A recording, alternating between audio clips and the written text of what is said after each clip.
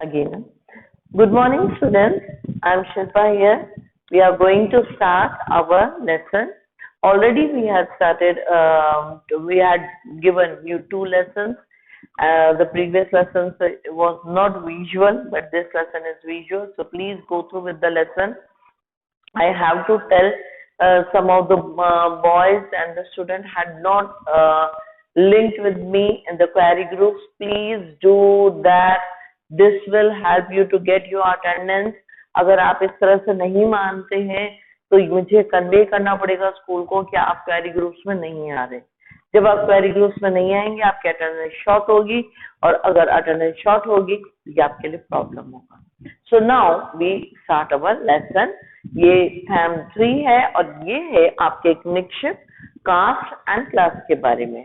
अगर यहाँ पर देखें तो इसका मतलब होता है रिश्तेदारी, परिवार के आपसी जो रिश्ते हैं वो, कास्ट जाति, और ये जो क्लास है वो है आपका सामाजिक वर्ग।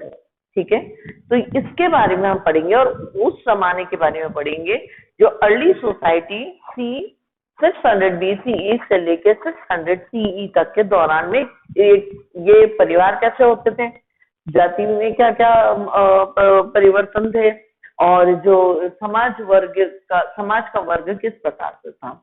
अगर हम देखें तो 600 BCE से लेके 600 CE के दौरान बहुत सारा परिवर्तन था। आज के जैसा दुनिया नहीं थी, तो दुनिया उस जमाने में बहुत अलग थी और उसको इन्फ्लुएंस, सोसाइटी को इन्फ्लुएंस करने वाली जो चीजें थी उसमें सबसे ज्यादा अगर हम देखें तो उनके काम थे, उनके रोजगार के तरीके थे।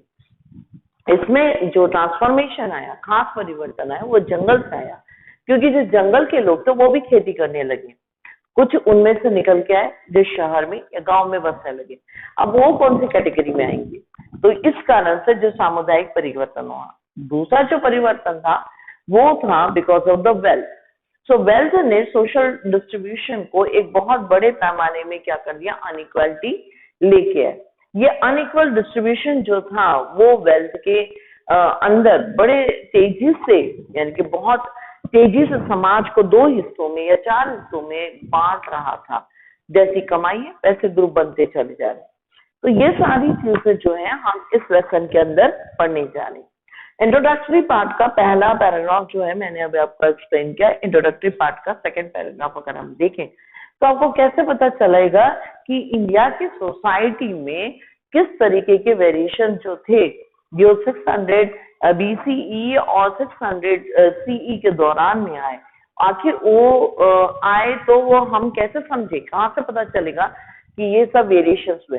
तो यहाँ पर अगर हम देखें तो हिस्टोरियन ज्यादातर टेक्सचुअल जो ट्रेडिशन होता है, यानी कि रिटन जो ट्रेडिशन होता है जिसको मैन्युस्क्रिप्ट भी कहते हैं, उनके द्वारा पढ़ता है, उनके द्वारा सीखता है या उनके द्वारा इसे जानता है कि सोशल बिहेवियर्स में और सोशल हिस्ट्री में और सोशल सिचुएशन और प्रैक्टिसेस में क्या क्या डिफरेंसेस आए थे।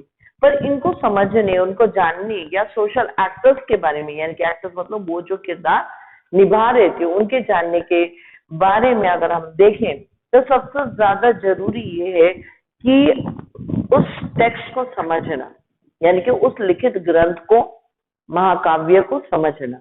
अगर हम देखें तो महाभारत है भारतीय, हमारे लिए हम कहते हैं धार्मिक किताब, पर इतिहास में हम उसे एक धार्मिक किताब से ज्यादा एक सोशल हिस्ट्री बताने वाली या एक हिस्टोरिकल इवेंट के रूप में हम कह सकते हैं। तो ये जो है अगर हम देखें तो इसके अंदर पहले हम देखेंगे टेक्स्ट लिखा किसने है। ये टेक्स्ट जो है या ये रिटन डॉक्यूमेंट है वो किस लोगों के लिए, किन लोगों के लिए लिखा गया है, इसके पीछे कारण क्या था और वो समय अंतराल जब ये लिखा गया था कौन सी भाषा का इस्तेमाल किया जाता था और वो जो भाषा थी वो किस हद तक उस चीज को क्लियरिफाई कर पाई आज के लैंग्वेज स्कॉलर्स को। I think you got it. आज के भाषा ज्ञानियों को उसके किस हद तक वो चीज एक्सप्लेन हो पाया। तो ये जो चीजें वो हमें ध्यान में रखनी जरूरी है कि जो हमारे हम कह सकते हैं जो टेक्स्ट हम ले रहे हैं और महाभारत ही मान लीजिए तो वो कब लिखा गया, कैसे लिखा गया, किन लोगों ने लिखा, किसके लिए लिखा गया था, तो वो तो अलग मुद्दा है, परंतु उसके अंदर समाज के बारे में उस जमाने में क्या क्या कहा जा रहा था वो मेन मुद्दा है। तो यहाँ पर अगर हम देखें, ये सारी चीज को इकट्ठा करना, उन चीज को बारीकी से पढ़ना, और फिर बनता है आपका सोशल हिस्ट्री, यानी कि सामुदायिक इतिहास। ये समुदाय के बारे में बात करें। सो अगर हम फोकस करते हैं, मेन काम हम जो है फोकसिंग करते हैं महाभारत के टेक्स्ट पे, तो मैं आपके लिए पढ़ना चाहूंगी क्योंकि ये बहुत इंपॉर्टेंट है और आपको इसको देखना ही चाहिए। In focusing out the Mahabharat colossal epic running in its present from into over 10 lakh verses with the depiction of the wide range of the social categories and categories and rich text in the subcontinent. It is composed over the period of about 1000 years, that is c 500 BC onwards, and some stories it contain may have been circulation even earlier. अगर हम देखें तो करीब 10 लाख से भी ज्यादा वचनों वाली, यानी कि वर्सेस वाली जो डिपिक्शंस हैं और जो समुदाय के बारे में बताती है, उसके अंदर कई किरदार हैं, कई लोग इसके अंदर आइडेंटिफाइड हैं, और इस पूरी कहानी के अंदर कई कई लोग जो जाने जाते हैं जो करीब 1000 साल पहले के सिचुएशन में सरवाइव कर रहे थे या उसके अंदर थे। और उसके अंदर मुख्य रूप से 2 कजिन दिखते हैं, 2 कजिन मतलब पांडवा और कौरवा, ठीक है। उनके बीच जो रिलेशंस हैं और वो किस तरीके से सोशल ग्रुप, उनके साथ जो सोशल ग्रुप है जिनके अंदर बहुत सारे कैरेक्टर्स हैं, बहुत सारे लोग हैं। एक बुढ़ी बाई से मतलब घर में महल में काम करने वाली औरत से लेकर एक सारथी और उसके और भी जो साथी हैं, सारे इसके अंदर जुड़े हुए हैं, और ये सबके बिहेवियर और वो उनका सोशल ग्रुप जो है वो हमें समझ में आने लगता है। देन अगर हम देखें तो प्रिंसिपल कैरेक्टर्स जो हैं वो एक अलग नॉर्म और वैल्यू अवेलेबल करते हैं, परंतु प्रिंसिपल कैरेक्टर के साथ बहुत सारे ऐसे कैरेक्टर्स हैं जो हमें इसके अंदर महाभारत के अंदर जो सोशल वैल्यूज है, जो सामुदायिक सोच है लोगों की, उसको समझाने में मदद करती है। सो अगर हम देखें पेज नंबर 54 पे, यानी कि नेक्स्ट वाला पेज जब आता है, तो ये आपका जो मैंने इसके अंदर 2 ही पॉइंट बनाए, आप चाहें तो इसके अंदर 5 पॉइंट भी बना के इसको एक्सप्लेन कर सकते हैं। ये है क्रिटिकल एडिशन ऑफ महाभारत। तो क्रिटिकल एडिशन ऑफ महाभारत आपका फर्स्ट जो मेन पॉइंट आना है, मैंने इसके 2 सब पॉइंट बनाए थे। तो क्रिटिकल एडिशन यानी कि महाभारत के बारे में एक एक बारीकी से हर चीजों को जानना और उसको एक्सप्लेन करना, और फिर उसको किससे ज्वाइन करना, आपके सोशल हिस्ट्री से ज्वाइन करना। We are not talking about any religious matter, always keep in your mind you are a student of history and we are talking about history. Okay, मैं किसी को हर्ट नहीं करना चाहती, मैं किसी के इमोशंस पे बात नहीं करना चाहती। बेटा आप लोगों को भी ध्यान रखना है, मुझे भी ध्यान रखना है। हम भारत के नागरिक हैं, हम अपनी हर चीज के रिस्पेक्ट करते हैं, परंतु जब पढ़ाई की बात आती है तो हम अपने टॉपिक से ही जुड़े रहेंगे। तो यहाँ पर अगर हम देखें तो 1919 में अगर हम देखें तो वी एस सुखनंदन करके संस्कृत के ज्ञाता थे, उनके साथ करीब 12 लोगों की टीम थी, मतलब 1 डजन के लोग थे उनके साथ, 1 डजन, जो क्रिटिकली एडिशन ढूंढ रहे थे महाभारत के, और उसको क्या कर रहे थे, हम कह सकते हैं उनके मैन्युस्क्रिप्ट्स को कलेक्ट कर रहे थे, और इस मैन्युस्क्रिप्ट्स को उन्होंने अपने तरीके से उसके एडिशंस को, उसके राइटिंग पैटर्न को और उसके एक्सप्लेनेशंस को क्या किया, अंडरस्टैंड करने की कोशिश की। देन अगर हम देखें तो ये एक टीम वर्क था जिसने मैन्युस्क्रिप्ट के ऊपर काम किया था। इस मैन्युस्क्रिप्ट के अंदर जब उन्होंने काम किया और काम करने के बाद जो रेक्टिफिकेशन किया, मतलब सबको साफ करके सही सही बनाया, तो करीब 13,000 पेजेस का वॉल्यूम बना, 13,000 पेजेस का वॉल्यूम बना। और इस प्रोजेक्ट को करने में कम से कम 47 इयर्स का टाइम लगा कंपाइल करने के लिए।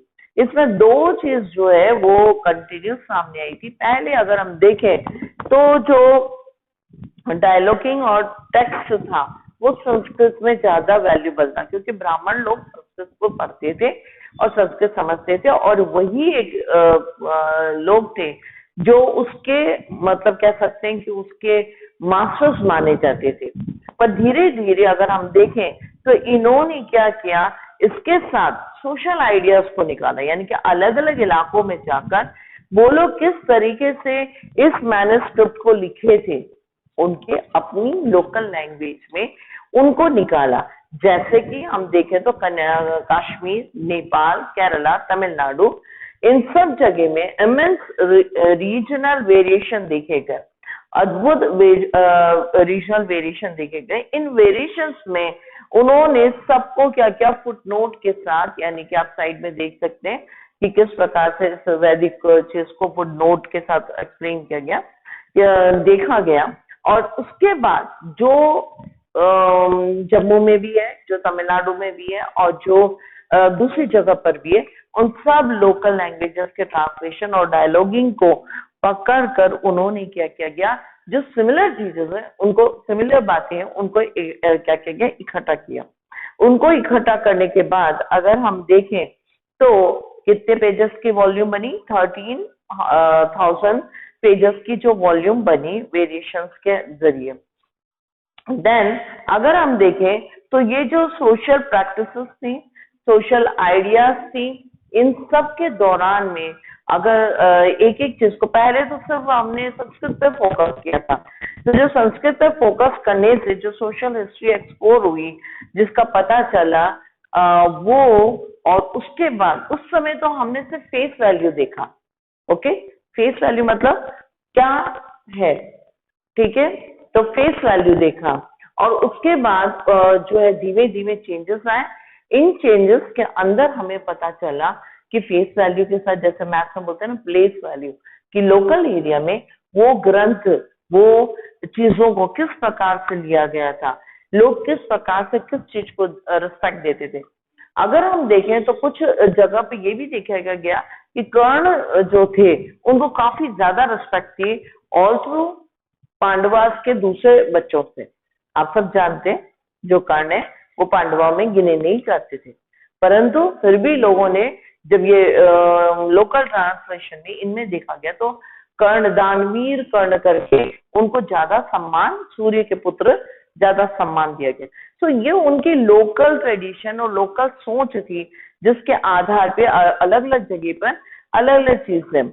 सो यहाँ पर अगर हम देखें तो उसके बाद इसके अलावा और भी लैंग्वेजेस आए जो स्कॉलर्स ने ट्रेडिशनली देखा, जैसे पाली है, प्रकृत है, जैसे हमने पहले भी पढ़ा था।